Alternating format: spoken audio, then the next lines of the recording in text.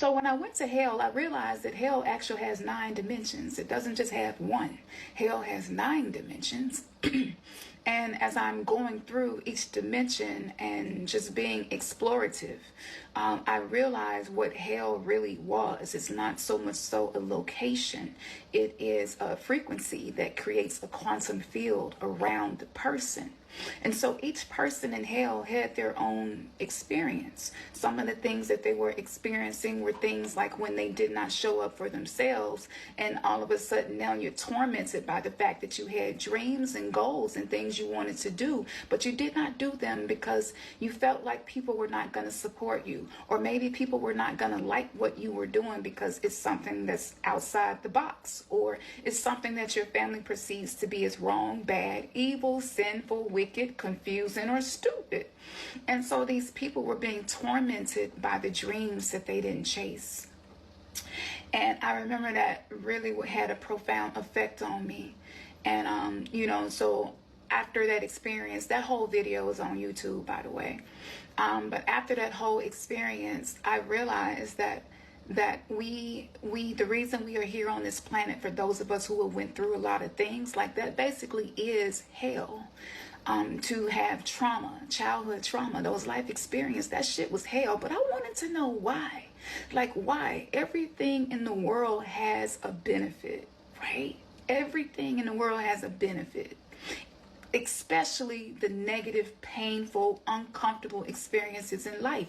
That's what made you who you are. It wasn't the good times that made you who you are. It was the hard times that made you resilient. It was the hard times that caused you to see that it's some people in my life that's not good for me. I need to let them go. It was the hard times where you were able to isolate and see who is really going to be there for me when I really need them and who is not. That's beautiful.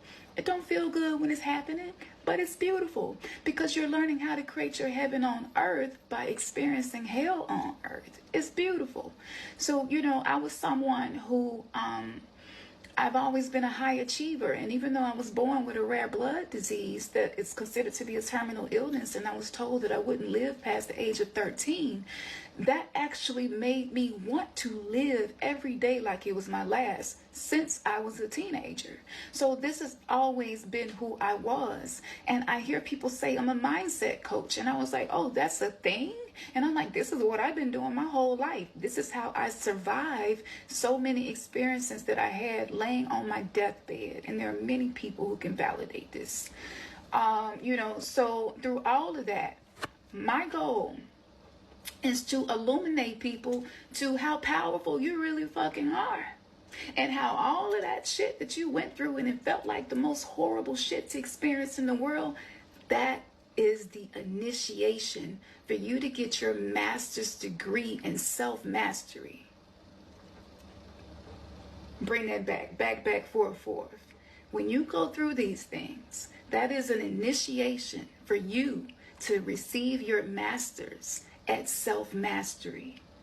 And this allows you to go higher in degrees of consciousness and wisdom in life. It don't matter how old you are chronologically. It has nothing to do with that. But if you are able to take your negative experiences and find something to be grateful for in those experiences, you then become a self-master. You become someone who's so powerful, you can go from the bottom to the top, and people are like, whoa, wait a minute, how you come up like that? What did you do? And you just like, I found gratitude for the shit that I went through.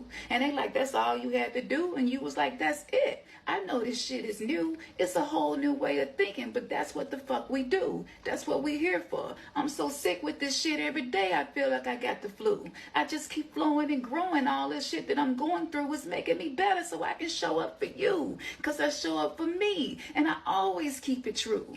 Real shit. So that's how it do. And I still have days that I'm feeling blue. I have days that I'm so depressed I can't even get out of the bed if I keep it 100, 1,000 wild with you. That's what it is. And I realized, like, I am the embodiment of this thing. Like, this is a thing. Like, people pay people for this. So after that, I died again, still didn't get it. I was still holding on to religion. Religion for me was the only thing that people had ever told me was a solution to my problems. After I wasn't healed by Jesus, and after I committed my life and did everything, I was celibate for 8 years. Celibate for 8 years. That's how disciplined and committed I was to every single thing that I did. So when I became a Muslim, I was committed. When I became a Hebrew Israelite, I was committed.